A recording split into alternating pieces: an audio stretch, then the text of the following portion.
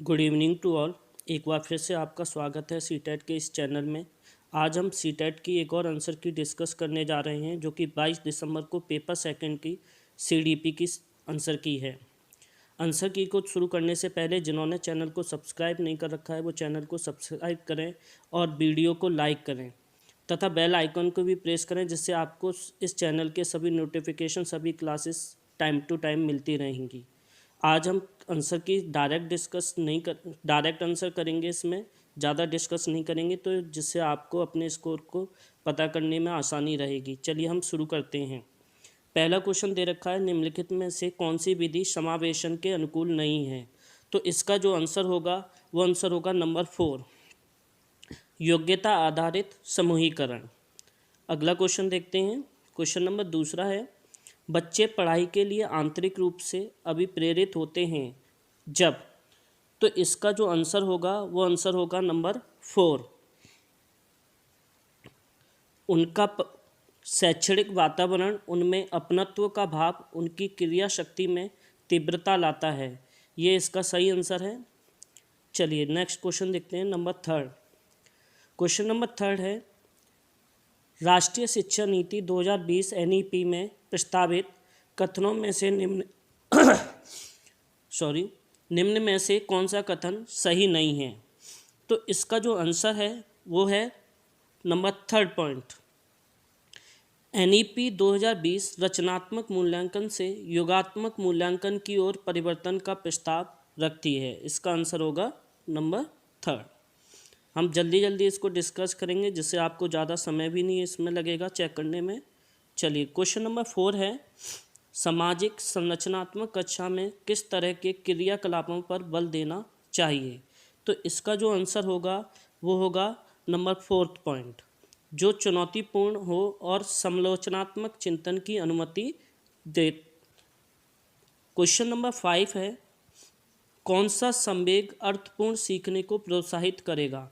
तो इसमें संवेग की बात की गई है, तो इसका जो आंसर है वो है नंबर 2, जिज्ञासा।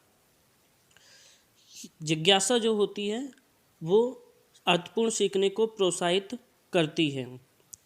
क्वेश्चन नंबर 6 है, प्रभावशाली शिक्षण में समाहित हैं। इनमें से बताना है कि कौन कौन सा प्रभावशाली शिक्षण में समाहित होता है। तो क्वेश्चन नंबर 6 का जो आंसर है नंबर 4, जिसमें फर्स्ट, सेकंड और थर्ड ये तीनों आते हैं, फोर्थ नहीं आता है। कठोर कक्षा नियंत्रण प्रबंधन करना ये कभी भी पॉजिटिव नहीं माना जाता है, तो इसलिए इसको इसमें शामिल नहीं किया जाता है। बाकी ऊपर के पहला, सेकंड, दूसरा और थर्ड जो है वो इसमें शामिल किए जाते हैं। तो इसका आंसर जो है वो फर्स्ट, सेकंड, थर्ड है, यानी 4 है इसका आंसर। क्वेश्चन नंबर 7 है, बच्चों में संप्रत्यात्मक विकास को प्रोत्साहित करने के लिए कौन सी विधि सबसे प्रभावी है।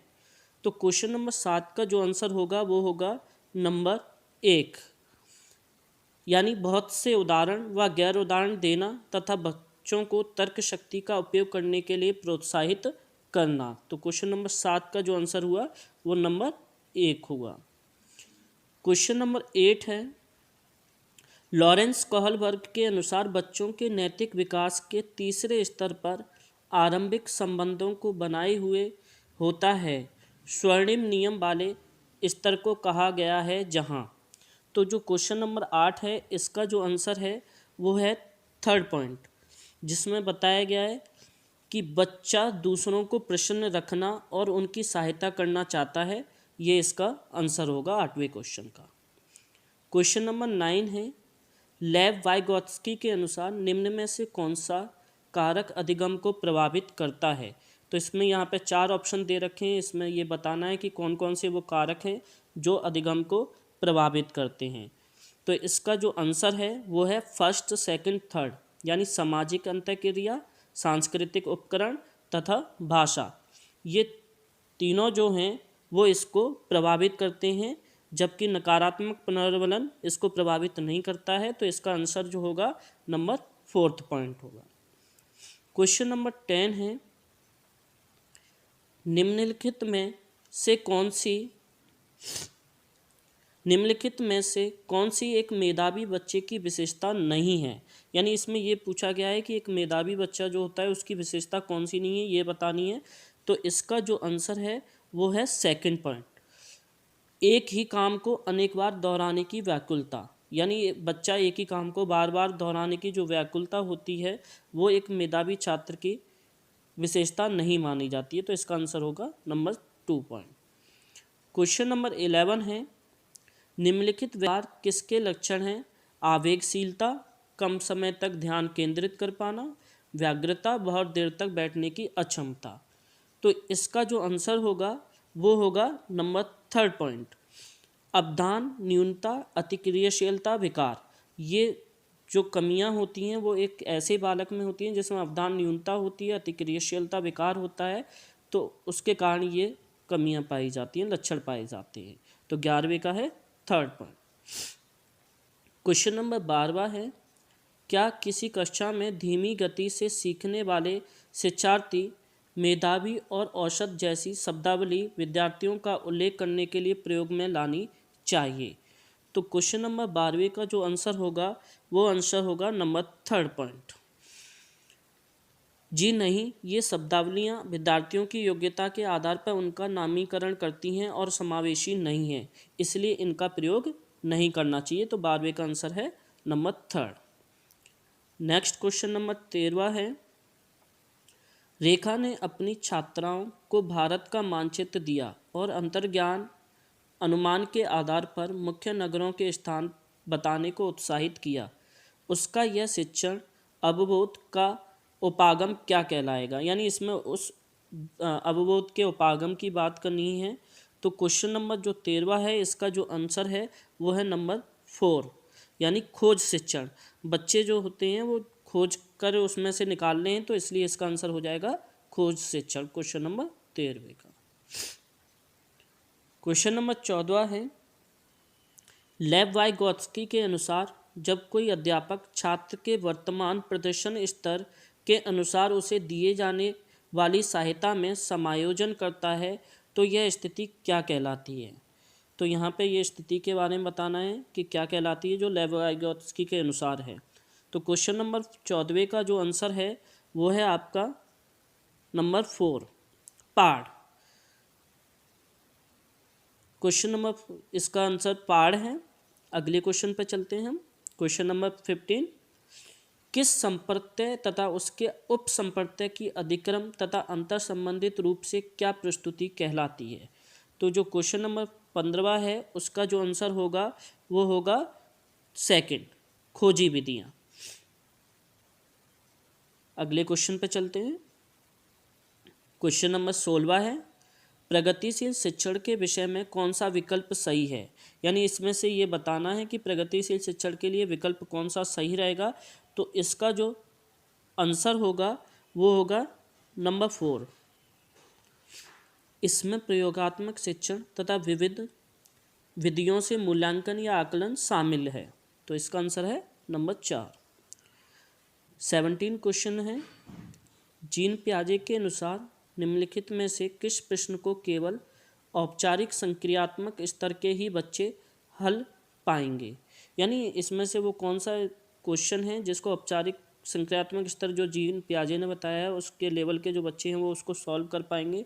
तो इसका जो आंसर होगा वो आंसर होगा नंबर 2।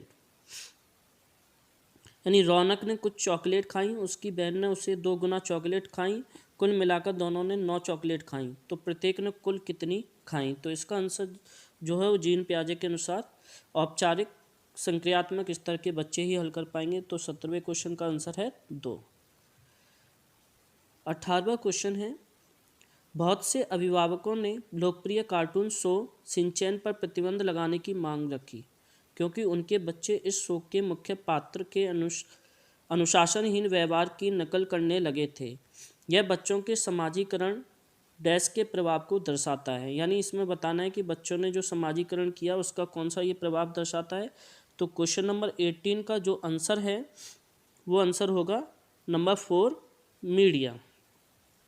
यानी मीडिया ही एक थ्रू है जिसके थ्रू वो बच्चे समाजीकरण सीखते हैं। क्वेश्चन नंबर 19 है, शिक्षा की कई प्रतिवेदनाएं यह दिखा रही हैं कि विद्यार्थी प्रत्याशित अधिगम स्तरों से कम प्रदर्शन कर रहे हैं। इस दूरी को समझने के लिए विश्लेषण की प्रथम इकाई क्या होनी चाहिए? इस क्वेश्चन को लेकर थोड़ा सा डाउट है। देखते हैं सीटेट इसका क्या आंसर मानता है। मेरे अकॉर्डिंग इसका आंसर जो है वो थर्ड भी हो सकता है और फोर्थ भी हो सकता है, यानी समुदाय भी हो सकता है और बच्चे भी हो सकते हैं। तो ये दोनों जो ऑप्शन है इनमें क्लियरिटी जब ही आएगी जब सीटेट अपनी आंसर की देगा। तो इसको थोड़ा सा डाउट में लेकर चलें कि सी भी इसका थर्ड भी इसका आंसर हो सकता है और फोर्थ भी इसका आंसर हो सकता है। तो 19वें क्वेश्चन को डाउट में रखें आप। 20वां क्वेश्चन है, अध्यापक को कक्षा प्रबंधन कौशल किस प्रकार बल देना चाहिए? तो इसमें सीधा सा क्वेश्चन पूछा गया है, सिंपल सा है कि किस कौशल का बल देना चाहिए। तो इसका आंसर जो होगा वो नंबर 1 होगा इसका, कि अपनी प्रतिक्रियाओं के लिए प्रचुर अवसर देना, यानी उसको ज़्यादा से ज़्यादा अवसर प्रदान करने चाहिए, तब जाके एक हम बेहतर कक्षा प्रबंधन कर सकते हैं। क्वेश्चन नंबर 21 है, इसमें कथन और कारण दिया गया है। बच्चों द्वारा निर्मित सहज या अंतर्ज्ञान सिद्धांतों को उन्हें साझा करने के लिए उन्हें प्रोत्साहित करना चाहिए। कारण दिया है, सभी बच्चे वास्तविकता की पूर्व संकल्पनाओं से आरंभ करते हैं और विद्यालय में उनकी समझ को ये संकल्पनाएं प्रभावित करती हैं। इसमें बताना है कि कथन और कारण दोनों सही हैं या गलत हैं। 4 ऑप्शन दे रखे हैं, तो इसका जो आंसर होगा वो होगा नंबर 4, यानी ए और आर दोनों सही हैं, यानी कथन और कारण जो हैं वो दोनों सही हैं और आर जो है यानी कारण जो है वो कथन की सही व्याख्या करता है। तो 21वें क्वेश्चन का आंसर हुआ नंबर 4। चलिए नेक्स्ट क्वेश्चन पे चलते हैं। क्वेश्चन नंबर 22, बहुत से टेलीविज़न विज्ञापनों में पुरुष महिलाओं के उनके रूढ़िवादी भूमिकाओं में दर्शाते हैं। एक अध्यापिका को अपनी कक्षा में इस विषय पर किस प्रकार चर्चा करनी चाहिए? तो 22वें क्वेश्चन का जो आंसर है वो है नंबर 3। वह उन्हें इन विशेषज्ञों को आलोचनात्मक दृष्टि से विश्लेषण कर किसी तार्किक निर्णय पर पहुंचने के लिए प्रोत्साहित करे। तो 22वें क्वेश्चन का हुआ आंसर नंबर 3। अगला क्वेश्चन है 23वां, बच्चे का विकास एक सीधा पथ नहीं है, यह आगे बढ़ता है और पीछे मुड़ता है, फिर आगे बढ़ता है। उपरोक्त वाक्य विकास के किस सिद्धांत को दर्शाता है? तो इसका जो आंसर है वो है चक्रीय बढ़ोतरी, क्योंकि बच्चा जो होता है वो एक चक्रीय बढ़ोतरी के तौर होता है, जिसमें वो पहले आगे बढ़ता है, फिर पीछे मुड़ता है और फिर आगे बढ़ता है। ये एक बच्चे के विकास का पथ होता है जो कभी भी सीधा नहीं होता है, जिसको हम बोलते हैं चक्रीय बढ़ोतरी। तो 23वें का आंसर है नंबर 2। क्वेश्चन नंबर 24 है, हार्वर्ड गार्डनर ने बुद्धि के बारे में निम्नलिखित में से क्या प्रस्तावित किया है? ये एक बहुत ही फेमस क्वेश्चन है जो सीटेट और यूपीटेट में हर बार पूछा जाता है। तो ये क्वेश्चन काफ़ी इजी भी हो जाता है इस तरीके से। तो इसका जो आंसर है वो होगा नंबर 2।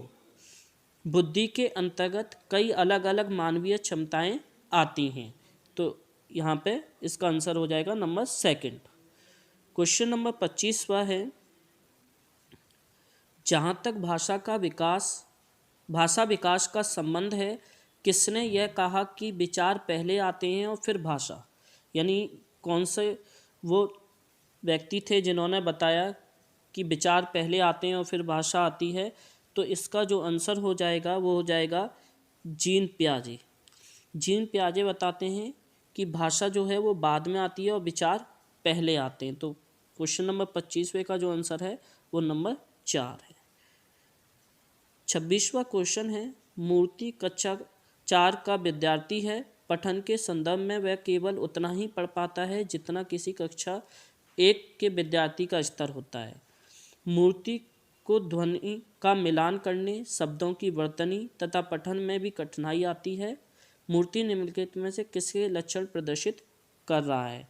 तो क्वेश्चन नंबर 26 जो है इसका जो आंसर होगा वो होगा पठन वैकल्य, क्योंकि उसको जो दिक्कत होती है वो पढ़ने से संबंधित है, पठन से संबंधित है, शब्दों को समझने से संबंधित है। तो क्वेश्चन नंबर 26 का जो आंसर हो जाएगा नंबर सेकंड, पठन वैकल्य। क्वेश्चन नंबर 27 है, पियाजे जीन ने विकासात्मक अवस्थाओं को किस क्रम में प्रतिपादित किया है।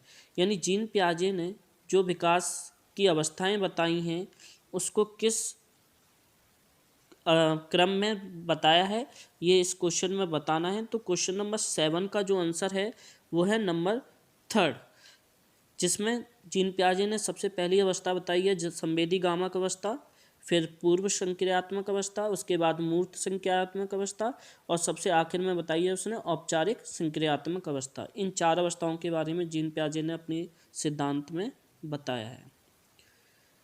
क्वेश्चन नंबर 28वां है, एक शिक्षिका अपनी कक्षा में सृजनात्मक विद्यार्थियों की पहचान कैसे कर सकती है। यानी एक कोई टीचर है वो अपनी क्लास में जो सृजनात्मक विद्यार्थी हैं उनकी पहचान करना चाहती है, तो वो इनमें से किस चीज़ को देखेगी। तो क्वेश्चन नंबर 28 का जो आंसर होगा वो होगा नंबर 1, उनकी मौलिक सोच के आधार पर वो पता लगाएगी कि क्लास में जो विद्यार्थी हैं वो सृजनात्मक हैं कौन कौन से। तो इसका आंसर हो जाएगा 1। क्वेश्चन नंबर 29 फिर से एक और आया, कथन और कारक को लेकर है। कथन इसमें दे रखा है, मानव अपने पूरे जीवन काल के दौरान गत्यात्मक और संज्ञानात्मक क्षेत्रों में नई चीज़ें सीखने और स्मरण रखने के योग्य हैं। कारण दे रखा है, एक गंभीर रूप से पीड़ित बचपन के परिणामों को बाद में वर्षों में आसानी से बदला जा सकता है। तो इसका जो आंसर हो जाएगा वो हो जाएगा नंबर 1। ए और आर यानी कारण और कारक दोनों सही हैं और जो कारण है वो कथन की सही व्याख्या करता है। तो इसका 29वें का आंसर हो जाएगा नंबर 1। लास्ट क्वेश्चन है इस सीरीज का, सीडीपी का, एक अध्यापिका को अपने कक्षा कक्ष में किन विभिन्नताओं को सम्मान देना चाहिए और सम्मिलित करना चाहिए। तो यानी जो भी विभिन्नताएं समाज में होती हैं उनको क्लास के दौरान किस को शामिल करना चाहिए उसकी बात इसमें की गई है। तो इसका जो आंसर होगा वो होगा सामाजिक संस्कृति। तो ये जो सामाजिक सांस्कृतिक होती हैं इनको शामिल करना चाहिए। तो इसका आंसर है नंबर 1। तो ये आपका क्वेश्चन पेपर यहाँ पर सीडीपी का ख़त्म होता है। नेक्स्ट वीडियो में आपको और भी आंसर की इसकी मिलेंगी। वीडियो को लाइक करना ना भूलें और जिन्होंने चैनल को सब्सक्राइब नहीं कर रखा है वो चैनल को ज़रूर सब्सक्राइब करें। धन्यवाद।